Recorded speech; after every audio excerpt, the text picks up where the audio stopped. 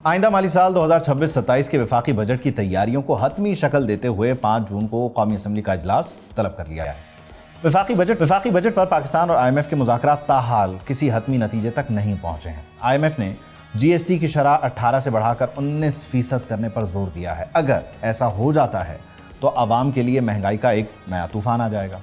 IMF मुशावरत और वफाकी काबीना की मंजूरी के बाद बजट पार्लियामेंट में पेश होगा। नए बजट का हजम 15.1 ट्रिलियन से बढ़ाकर 15.5 ट्रिलियन तक रखने की तजवीज़ है और इस बजट में 220 अरब रुपए के नए टैक्सेस लगाने की भी खबरें हैं, जबकि फेडरल बोर्ड ऑफ रेवेन्यू रवां माली साल के दौरान भी अपने अहदाफ हासिल करने में नाकाम दिखाई दिया है। मई के महीने में 184 अरब रुपए और रवां माली साल के पहले 11 माह यानी जुलाई से मई में 867 अरब रुपए का मजमूई टैक्स खसारा महकमे की कारकर्दगी पर एक बड़ा सवालिया निशान है। उधर बिजली और गैस के शोबे में भी सख्त फैसले मुतवक्के हैं, जबकि वफाकी वज़ीर ख़जाना मोहम्मद औरंगज़ेब ने कुछ रोज़ पहले यह दावा किया था कि आइंदा बजट में टैक्स दहिंदगान पर मज़ीद बोझ नहीं डाला जाएगा, बल्कि टैक्स नेट को वुसअत देकर मईशत के इन शोबों को टैक्स के दायरा कार में लाया जाएगा जो अब तक टैक्स नेट से बाहर हैं, एग्जेम्प्टेड हैं या इस पकड़ में नहीं आते हैं। तनख्वाहदार तबके को भी रिलीफ देने की यकीन दहानी है। ताहम सवाल यही है कि इस बार वाकई सूरत हाल मुख्तलिफ हो, पर सिर्फ दावे हैं, पेपर पर मामलात कुछ और होंगे और जो बजट है वो उन्हीं लोगों से टैक्स दोबारा ले रहा होगा जो ऑलरेडी टैक्स नेट में हैं और उनका टैक्स रेशो बढ़ा दिया जाएगा। इस डिस्कशन को आगे लेके चलते हैं। एहतशाम अलग साहब हमारे साथ मौजूद हैं और इस बीच मुझे खाकान नजीब साहब ने भी ज्वाइन किया है। खाकान साहब, thank you for joining us. Ehtesham साहब, आपकी इजाज़त से ये इस वक्त जो बुनियादी तौर पर वज़ीर ख़जाना कहते हैं उसको देखा जाए और फिर जो साथ साथ खबरें आ रही हैं उनको देखा जाए तो आप समझते हैं दोनों एक ही डायरेक्शन में है मामलात। हुकूमत टैक्स नेट को बढ़ाने के लिए कोशिशें करती हुई नज़र आ रही है, नए वेन्यूज़ को जो है वो एक्सप्लोर करेगी, या जो ऑलरेडी एग्जिस्टिंग टैक्स नेट है वहीं से टैक्स लिया जाएगा और जो नंबर बढ़ा रहे हैं उसको पूरा कैसे करेंगे?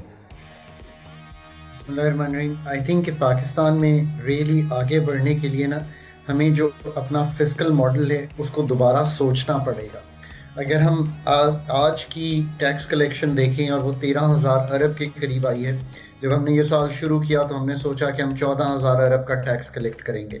चलें, उसको आपने चाहे रीथिंक कर लिया या जिसे कहेंगे एवेल्युएट कर लिया और एक शॉर्टफॉल भी क्रिएट हो गया।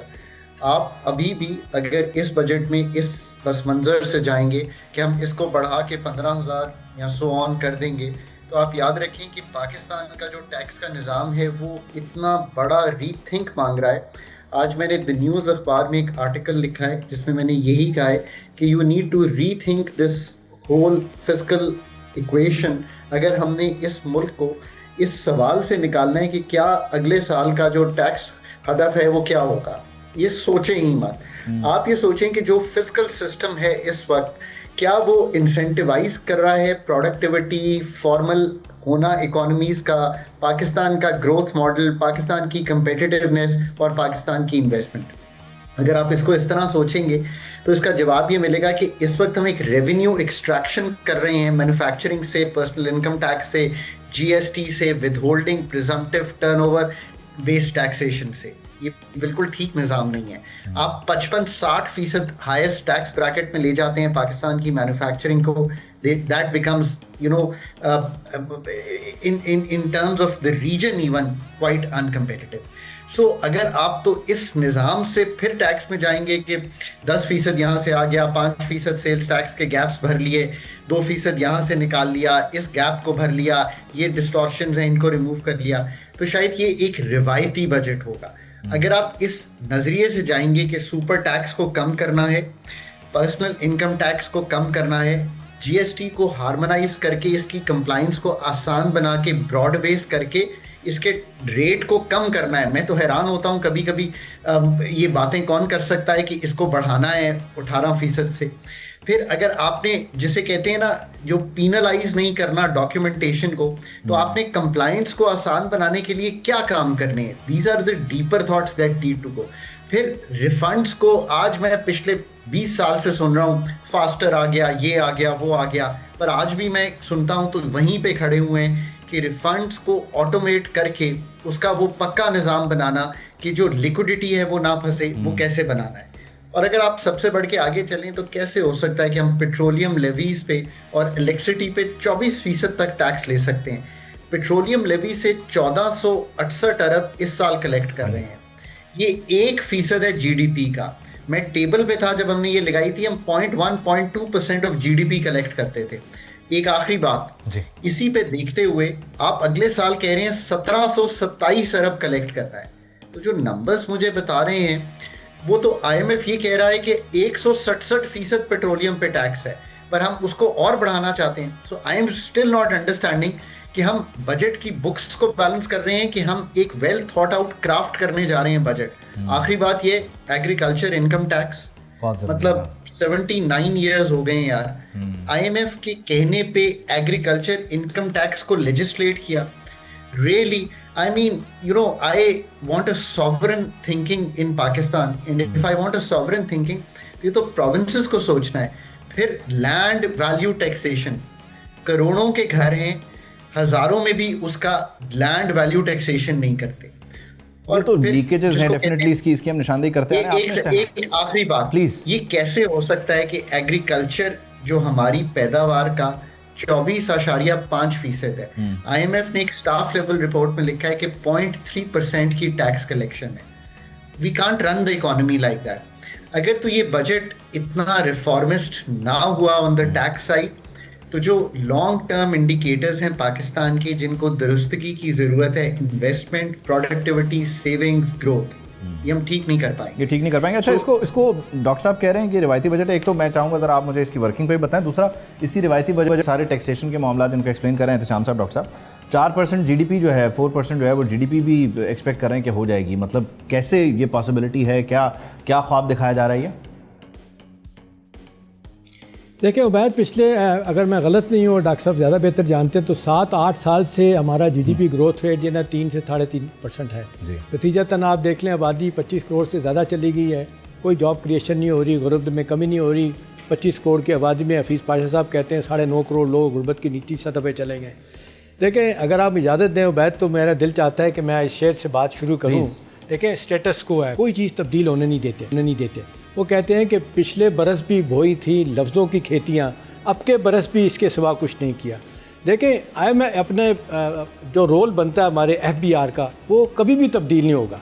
आप हम लोगों को, सहाफ़ियों को लोग कहते हैं सिनिक हैं, आप बिल्कुल पैसे में इस टाइम बात नहीं कर रहे होते। मैं तो एक मुद्दत से देख रहा हूँ कि वहाँ पर तब्दीली नहीं आ रही। आप मुझे बताएँ, डॉक्टर साहब ज़्यादा मुझसे जानते हैं, उबैद, 1 ट्रिलियन रुपया हर साल जो है ना वो एलीट कैप्चर ये इन लोगों को दिया जाता है जिनको कंसेशन दी जाती हैं, स्पेशल इंसेंटिव दिए जाते हैं, एसआरओ निकाले जाते हैं, कभी किसी के नाम पे कभी किसी के नाम पे। उनके जनाब जिसको कहते हैं इंसेंटिव कम नहीं हो रहे, वो जनाब जिनसे टैक्स लेना चाहिए उनसे टैक्स नहीं लिया जा रहा। फिर एग्रीकल्चर की बात की, देखें ना, एग्रीकल्चर पे तो इतना जुल्म हो रहा है कि अब फिगर आना शुरू हो गया है कि तकरीबन आप और मैं उबैद 600 रुपया सैलरी क्लास देती है, ये 10 अरब रुपया भी जो है ना वो ज़रूरी इनकम टैक्स नहीं आ रहा। आईएमएफ के साथ माहदे के बाद भी सब कुछ जो हम देख रहे हैं नहीं हो रहा। अब सवाल ये है कि यहाँ से आगे कैसे जाना है। अभी देखें अदारे कितनी ख़राबी की तरफ चलेंगे। आज मेरे लिए उबैद ये बहुत ही जिसको कहते हैं तशवीश वाली खबर थी, मैंने देखी कि नेशनल हाईवे अथॉरिटी कभी भी नुकसान में नहीं गई, उन्होंने भी 300 अरब रुपये का अपना नुकसान शो कर दिया। ये जितनी स्टेट कॉरपोरेशन है आप देख लें, ये भी कहा जा रहा है 1100 रुपये का सालाना नुकसान है।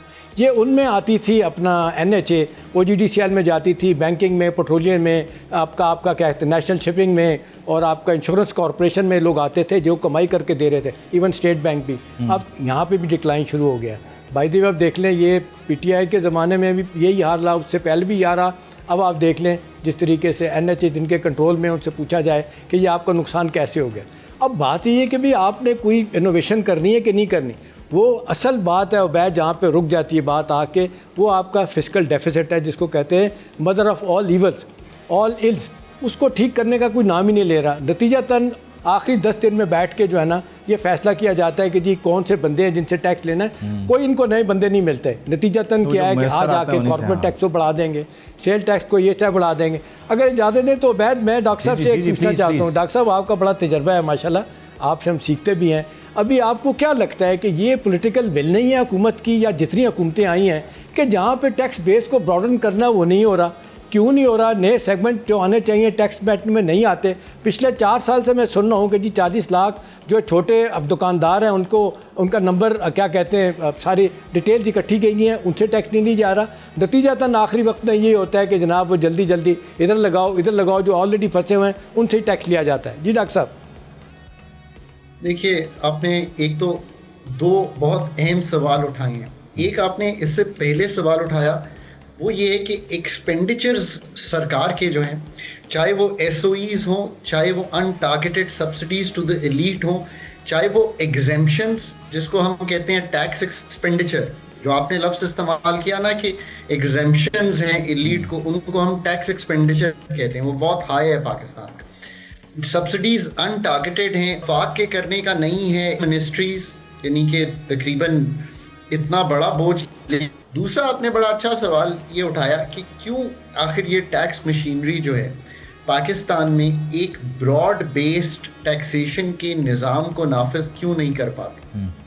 इत्तेशाम साहब, the simple answer to your question is कि नादरा का डेटा भी है, बैंकों का डेटा भी है, मेरा ट्रैवल डेटा भी है, मेरा लाइफस्टाइल डेटा भी है, मेरी यूटिलिटीज़ भी हैं, मेरे पास सब कुछ है। ये आपका इत्तेशाम साहब, डेटा ट्रायंगुलेशन करना, डिजिटल डेटे को इस्तेमाल करना, माइन करना, इसकी जो ह्यूमन रिसोर्स कैपेबिलिटी है, वो जब भी आप पाकिस्तान का नया बाब लिखेंगे, और चाहे वो मनमोहन ने लिखा हो वहाँ पे, तो वो एक टीम ऑफ इकोनॉमिस्ट्स आई थी जिन्होंने हर सतह पर जाकर ये काम किया था। मैं आज भी कहता हूँ कि पाकिस्तान का जो असल क्राइसिस है वो कॉम्पिटेंस का क्राइसिस है, एग्जीक्यूटिव लेवल पे भी और हायर लेवल पे भी, जिसको डील करने की ज़रूरत है। ये जो सवाल आपने पूछा है उसका जवाब आसान लफ्ज़ों में ये है कि जब तक मल्टीलैटरल स्टेक होल्डर्स पे ही रिलाई करके मुल्क को चलाएंगे तो जैसा मुल्क चल रहा है वैसे ही चलेगा। कई प्रोग्राम्स मैंने एफपीआर की रिफॉर्म के बाहर, चाहे वो एक्सटर्नल जो फर्म्स हैं उन्होंने किए, अब भी कर रही हैं, एक्सटर्नल स्टेक होल्डर्स मल्टीलैटरल्स ने किए, अब भी कर रहे हैं। जवाब तो उसका यही है ना कि हर मुल्क वही है जिसने तरक्की की है, जिसने अपने लोकल डॉक्टर्स को इंडक्ट करके ये सर्जरी कराई है। पाकिस्तान अब तक शायद इस बात का कायल नहीं हुआ कि ये काम करना है। मैं आज भी बिलीव करता हूँ कि पाकिस्तान के मसाइल इतने बड़े नहीं हैं, क्योंकि अगर मैं 12 मिनट में इनका अहाता कर सकता हूँ और उनकी एक, जिसे कहेंगे, फॉरवर्ड लुकिंग थिंकिंग दे सकता हूँ कि नया फिस्कल मॉडल चाहिए। आज न्यूज़ में जो, अगर आप मेरा आर्टिकल पढ़ेंगे तो मैंने बड़ी क्लियरली यही थी कहा कि पाकिस्तान का फिस्कल मॉडल जो है बियॉन्ड रेवेन्यू टारगेट, उसको रीथिंक करना है। आप अगर वो रीथिंक के लिए तैयार हो जाएं और इस माइंडसेट के लिए तैयार हो जाएं तो इन 5 इयर्स ये टैक्स का बोझ भी कम हो जाएगा और ये ब्रॉड बेस्ड। अच्छा, इसमें एक और चीज़ ये कि जो हम एग्जेम्पशंस दे रहे हैं, यानी हम एक्सपोर्ट के लिए खासा जो है वो कुशन पैदा करते हैं, मार्जिन निकालते हैं, तो हम जहाँ पर ये सब कुछ दे रहे हैं वहाँ से हमें मिल भी रहा है, यानी हम अपनी एक्सपोर्ट्स तो उस तरह से बढ़ा नहीं पा रहे, तो फिर हमारी एग्जेम्पशन यानी वो सारा बोझ हम पे डाल के और उधर रिलीफ दे के हम वहाँ से वो अचीव भी नहीं कर पा रहे। उसकी बुनियादी वजह क्या है? वो सेक्टर क्यों नहीं परफॉर्म कर रहा? डॉक्टर साहब, पाकिस्तान का जो एक्सपोर्ट्स हैं, ये तो एक चीज़ है ना, एक तो आपने एग्रीकल्चर इनकम एग्जेम्पशन दी हुई है, फिर आपने स्पेशल एग्जेम्पशंस दी हुई हैं सेक्टर्स और इंडस्ट्रीज़ को, टैक्स क्रेडिट एंड कंसेशंस हैं इन्वेस्टर्स के, मतलब आईपीपीज को भी, मतलब क्या मैं कहूँ, प्रेफरेंशियल ट्रीटमेंट है रियल एस्टेट और कैपिटल गेन्स पे, सेल्स टैक्स एग्जेम्पशंस हैं, कस्टम्स ड्यूटी एसआरओज के थ्रू एग्जेम्पशंस हैं, charitable welfare and non profit की एग्जेम्पशंस हैं, स्पेशल टैक्स की रिजीम्स हैं एक्सपोर्टर्स की और सर्टन बिजनेसेस की। तो मतलब there are lot of poorly targeted, distortionary, politically driven, week documented exemptions जो इसमें इस मुल्क में है। जहाँ तक एक्सपोर्ट्स का ताल्लुक है, एक्सपोर्ट्स का ताल्लुक जो है एक पूरे revamp, tax is just a part of it, right. आपकी बिजली महंगी है, आपकी कॉस्ट ऑफ डूइंग बिजनेस महंगी है, आपका रेगुलेटरी निज़ाम मुश्किल है, आपकी कनेक्टिविटी दुनिया से कमज़ोर है। So that's a whole area जो उसको आपको ठीक करना है। टैक्स उसका एक बहुत इंपॉर्टेंट जुज़ है। इसको हम टैक्स एक्सपेंडिचर प्रॉब्लम कहते हैं, जो आपने अभी। अच्छा डॉक्टर साहब, मेरा ख्याल है उबैद इजाज़त देंगे, वक्त कम है। एक छोटा सा सवाल, आपने बिजली का जिक्र किया, पूरे रीजन में 11.5 सेंट पे हमारी बिजली बिल रही है, आप देख लें कहीं भी नहीं है, फिर ये $13.5 के ऊपर आप BTU पे आप लोगों को गैस देख रहे हैं। ये engine of growth private sector कैसे बनेगा? ये तभी बनेगा जब आप बिजली के सेक्टर की तंजीम नौ करने के लिए पूरा जो बिजली, गैस, पेट्रोलियम और पानी का जो निज़ाम है उसकी दुरुस्तगी के लिए professional setup ministry of energy का बनाएंगे। इत्तेशाम साहब, नथिंग शॉर्ट ऑफ दैट। एक पाकिस्तान एनर्जी रेगुलेटर और ये दूसरी चीज़, फिर प्राइवेटाइजेशन और डिवेस्टमेंट बाद में आती रहेंगी। ये ना आप बना पाए हैं और आप पॉलिसी दर पॉलिसी जिसमें सुखम रह गए हैं उनको दूर करने में कामयाब नहीं हुए। सब्सक्राइब करें और बेल दबाएं ताकि कोई खबर रह न जाए।